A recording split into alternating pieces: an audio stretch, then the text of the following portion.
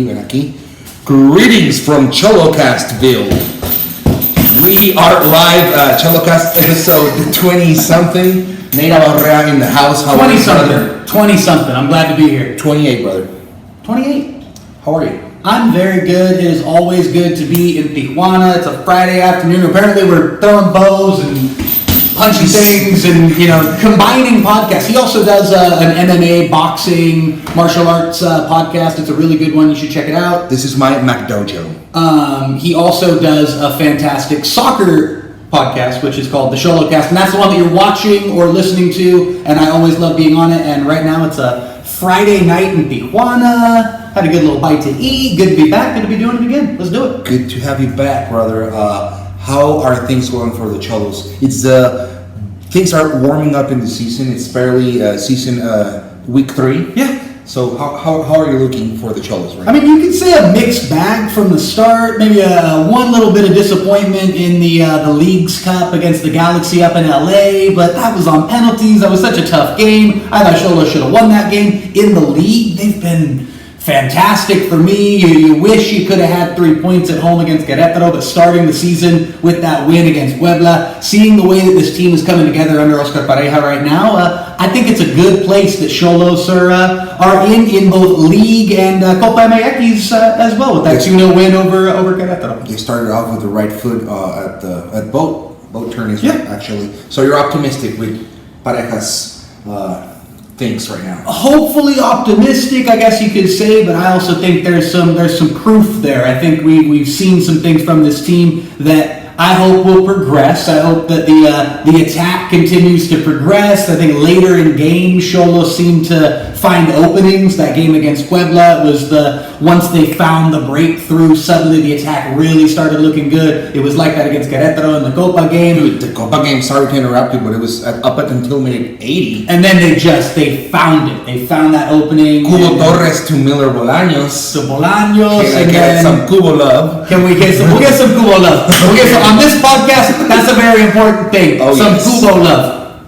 Cubito. Right there. That's not VAR. That's El Cubo. Right there. Great pass, brother. Great assist. And a great finish from Bolaños. And then Camilo Sanveso getting his first goal in a Xolos uniform. We'll talk about that, I know, a little bit more here in the podcast because that's a huge piece. Sanveso, Nahuel Pan, Bolaños. There's a lot of good stuff going on in the attack, but you want to see it maybe start to get going in games a little bit earlier. Obviously, this game against America at the Azteca this weekend, and you left out Washington Camacho. Washington Camacho has been a huge part of the attack and of the flow that I talk about. A great addition to this Xolos team during the offseason. So I like what I'm seeing. Now we get to see it against America. We get to see it against Pumas. We get to see it against some of the bigger teams. Call them your grandes, call them what you will. But these are games that I'm looking forward to because I think Xolos have got more than just a fighter's chance. Dude, Ángel Sepúlveda also. That guy, the Mexican player, he's good, man. He's always causing trouble. And I love that ese cambio. Sepúlveda's fun. It's a change of pace. Exactly. It's a lot of breaking dudes down. It's a lot of just having at people. I get that with Sepúlveda, and I get that with Camilo Sanveso. Mm-hmm. Whenever they're on the ball, I get that mano a mano, let's go type mentality. And obviously Pareja wants this team to be playing as a team and be fluid and attack and have people passing and opening up for each other, but you can never, for me at least, you can never have enough of those guys where when the ball ends up at their feet, they're ready to take on whoever's in front of them. And I get excited when Sanveso and Sepúlveda were getting the ball against Puebla in the season opener. I remember it was kind of like, it was a tough game. They were kind of fortunate getting the equalizer, and it was 1-1 into the second half. And then that, Sepúlveda and Sanveso, whenever they get the ball, was that little feeling, Confrontación. Exactly. We like that. What did you think of Sanveso's celebration against his ex-team, former team? This is something that we may have discussed before the show here because this is important. This is a really important thing here. Sanveso scores this goal against Querétaro in the Copa. It's a tap-in, for all intents and purposes. It's a tap-in to make the score 2-0 in the 87th minute after Bolaños had scored. Seal the deal. And you think it's the kind of goal where you might kind of just turn back and hug your teammates, jog back. You got the 3 points in the group stage and move forward. And it's also San Vessel playing against his former team, which I didn't even really think about. It's against the team that he played with most recently in Mexican football. We all know about this thing of not celebrating against your former team. Oh, you gotta have class, you know? And I get it sometimes, but I think people take it a little slow. I'm so gentlemanly. No, you know what would be gentlemanly is go out and celebrate the goal. And I love San Vessel scores it, and he jogged away, pumping, and then ran back and jumped into the arms of his teammates. So he had some really cool things to say as well in the post game about what it means to be on this Tijuana team and why he celebrated that goal that we're talking about and why it meant so much to him, because now you got that first goal, got that monkey off the back, and now it's like, here we go, Camilo San Vessel is a big piece of Xolos going forward. That's what it reflected to me when he celebrated. It was like his own celebration of like, okay, we're here, we scored, we're here, and it's not only him, it's a good competition between Washington Camacho, San Vessel. Now when Pan hasn't scored, you know what I'm saying. So this is a great team that is, they're all attacking and they're all trying to score, confronting. So I'm good. I'm down with Pareja. Good. I'm optimistic with Pareja, like you say. My English is bad today, bro. No. I just ate. Your Spanish has been pretty bad too. It's not an English thing. My Russian is better than my English. The Russian has been subpar today as well. So I'm kind of honestly. I'm so sorry, but that's poke bowl. That was delicious. Poke bowl is these boxing. We're playing America this weekend. Yes. What do you think? 5 wins for Xolos, 7 for America. Five draws. It's been almost 500. It's been a fairly even series historically. However, recently it's been America. Yes. It's been, as far as in the Azteca, I think it's been when both these teams have played. It's been home team, oftentimes getting some home cooking and some calls going their way and things have happened. You remember Piojo famously calling the last game at Estadio Caliente against Xolos last season the night of Xolovar was what he referred to that game as. That was because it started the whole thing. It was the 3 separate VAR incidents and Xolos winning 3-2 in one of my favorite games. Oh my God! The last year and a half to get to broadcast that game, to get to just be at that game was special. Now with Pan with the winner, oh my God. One of the best games at La Olla Caliente. Oh, I mean it's got to be one of the best games in recent memory for a lot of people. And so I think this game at Azteca has always a bit of an added meaning for Herrera. I think for Piojo, there will always be a special meaning to America versus Xolos. Dude, Xolos and America, they're buddies. I've told you this before. We all know this. We all know be hanging around before the game, okay? Right. So we're not enemies. But I not think America and Xolos. No. But once that game kicks off, it's funny. There is an element of, I think, superiority that both sides want to maintain, that they've both kind of been able to maintain at their home fields. So you put your money on America winning this game at the Azteca, and the same way that I'd tell you right now, if this game were Caliente, exactly, I'd put my money right down on Xolos. So we'll see if Xolos can break that trend. That's what I'm hoping. I'm hoping Xolos can go in, Aztecaso, go in, get it done, 3 points, bring it home. Like Pellerano 2013, golazo from the outside. Hopefully, some of that will work out on Saturday. Yeah. How do you see things for Xolos at the Copa? What are your thoughts on that? Well, so far so good. 1 game, 1 win. You got a game against the lower division opposition. You have Querétaro again. You know, there's going to be a lot of Querétaro in the opening part of the season. In the league. It's like Xolo, Querétaro. It's going to be a whole thing for a little while, back and forth.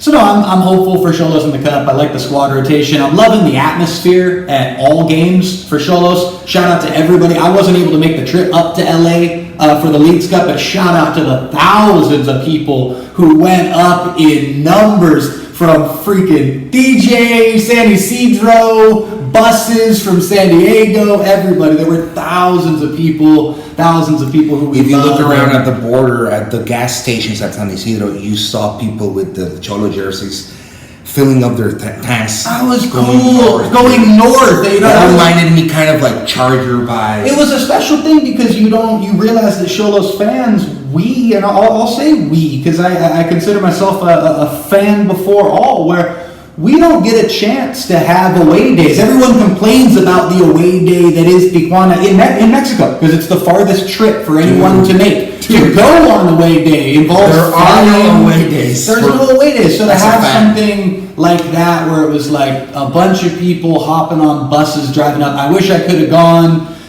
but credit to everybody who did. I was seeing all the footage, all the Instagrams, all the good stuff. Man, people had a good time. I wish they could have came out with a win, but what a night. Ended up falling on penalties. But I think that it might be kind of a blessing. That's what I thought. Because forget Get done about with that that. turning. Get done with Later, that. We need the 3 points right now at the beginning of the season. We need good percentage. We need Yeah. the wins right now. Okay, so that's what I thought Yeah. when they lost it. I was like, okay, great. And that's what I was going to say too, is good vibes at that as far as an away day for the fans. Great vibes at Caliente for the home opener when I was there. Great vibes from the Copa night where you had a full lower bowl, you had the upper decks filling up for a Copa game early in the season in late July, early August. So there's a good vibe around Xololandia right now on both sides There's of the no border, other you know what I team. mean? I swear to God, there's no other team in the Liga at Mexico that the stadium is full Yeah. every time. Yeah. Copa game against Querétaro, not America, not Chivas, not Tigres,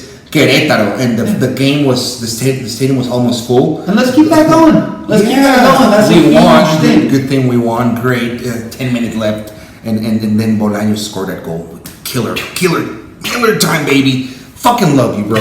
Thank God he Little stayed. chat. Thank God he stayed. I love what Bolaños is doing. But no, piggybacking on these crowd vibes and everything we're seeing right now, it's been some times where we've talked about with Xolos where it's kind of hit that ceiling for a little while. And right now I feel like there's potential for the first time in a couple of years. For the first time since going back to the Super Leader, talk about Piojo, going back to those teams when there was that real buzz around Caliente. Not to say that it's been low or lesser. I'm talking about that game against America last season. It's been breathtaking atmospheres at times. But right now, I'm telling you, I feel something about to pop, about to happen in this building. I think the new developments in the stadium have helped, seeing everybody embracing what's going on around the Estadio Caliente. But let's keep it going. Let's see if Xolos can really take it to that next level this season on all fronts. And that's the last thing I want to say with the crowd is during the home opener, the tifo, the banner that was unveiled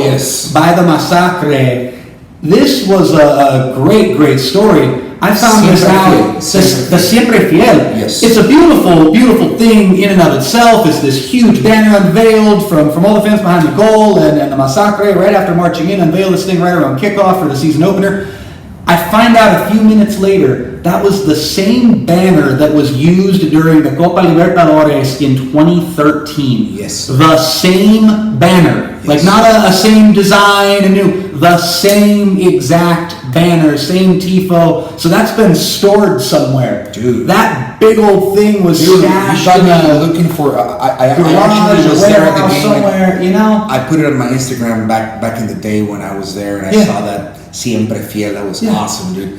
And yeah, the same one, dude. The same one, and Well with- deserved. Well with, done, with the Massacre. with the Massacre crest right there in the corner, and seeing that thing. That's what it's about. And you talk about the word Siempre Fiel. That goes back to those days of 2013. That goes back to the Ascenso. That goes back to 2007. And seeing people who might not know the history as much. It's great that we have people who are new to Xolos. Come on down to your first Xolos game. Let's show you El Equipo Sin Fronteras. That's what it's all about. Full stadium, bro. But how could you not love it? How could you not love it? Come on. But you gotta have people knowing the history. You gotta make sure that you know your history and seeing that Siempre Fiel and finding out that was the same one against Corinthians in the Copa Libertadores. And against Mineiro, against Ronaldinho back in 2013. I like that you reminded me that because that's history. A great fact. I wasn't here then. Great Cholo fact. I was still way up in Northern California back then, and that was when I was learning about Club Tijuana. I was watching those games, and so now I feel like I'm connected to that. So shout out La Masacre, shout out to everybody shout out to whoever freaking stored that banner, dude. Like, that's impressive. Hey, shout out to that garage. Hey,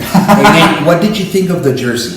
The new design? I like it. The black stripes. So kind of crazy. The stripes, I've heard, I don't have full verification, but my sources tell me. Oh, yes. My sources tell me that the lines in the new kit from Charlie Football are actually supposed to depict the border wall at Imperial Beach and Playas de Tijuana.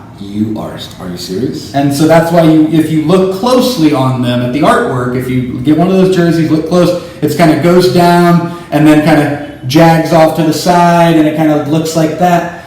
Supposedly, like I said, my sources tell me, can't reveal the sources, but from what I've heard, I like that. It's supposed to depict the border wall out into the Pacific Ocean right there, out in Imperial Beach and Playas. And I go back to last year's Charlie Football kits. If you looked really closely, there was the outline of Baja California on the back of one of them. There's the really cool art stuff with Charlie Football. Shout out to Charlie. Shout out to Charlie because they try a lot, and I like that. They do that type of details. Even though the Cholos is the second jersey with the most sponsors of the whole league, I don't like that. But they still did a great job. Uniform colors. Hey, did you see the new Alebrijes de Oaxaca jersey? No, how is it? Check this thing out. If you want classic Fútbol Mexicano, all the sponsors with a little bit of like an homage to kind of to like El Tri in the 90s. A little bit of El Tri in the 90s combined with your quintessential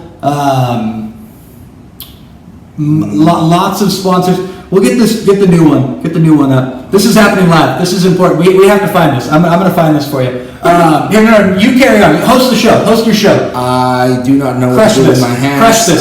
Host the show.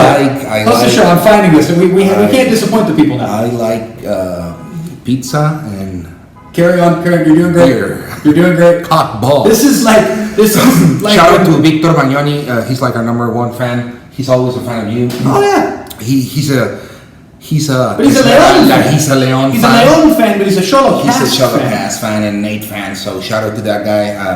No nos hemos visto, carnal. See you soon. And then I didn't like the jersey spec, to be honest. The numbers, though, they got rid of the numbers, drippy goosebump. The goosebump numbers. They got rid of that. I like that. But hopefully they can do a better job next season because they tried. I like the Veracruz Charlie jersey. Here we go. These are the new ones. Yes. I don't know if we can get these. Where's the lens here? What's happening? There it is. I made it happen. Look at that green one. Dude. Look at that thing. They look like cycle jerseys. They look like cycling jerseys, and they're kind of nuts, but there you go. There's my kid of the week. You love the Alebrijes, I love the kits. I love the Alebrijes. I love the Chapulineros de Oaxaca. Kid of That's the my week. other. Kid of the week. Yeah. That's my other. Yeah. There it is. Chapulineros. Chapulineros de Oaxaca, dude. Shout out Mo. Shout out everybody with the Tijuana, the Baja California, Oaxaca connection through the beautiful game, man. That's what it's all about, right? This guy knows what's up. That's what it's all about. We see you next week before the Pumas game. Yes. So hopefully we'll see you next week. Primero Dios. Thanks for following us. Like and share. Follow Nate Abaurrea. That's at Nate_Abaurrea. Okay? Crazy Nate, or however you want to call him. The voice of the Cholos, El Gringo de los Cholos. I don't know. You keep saying that stuff. Follow Xolocast. Follow La Hora Adecuada, MMA podcast. Shout out to Rafa. This is Rafa. Look at Nate. Look, Nate. What's he? Oh shit! Rafa, get your shit together, bro. See you next week, bro. Bye bye.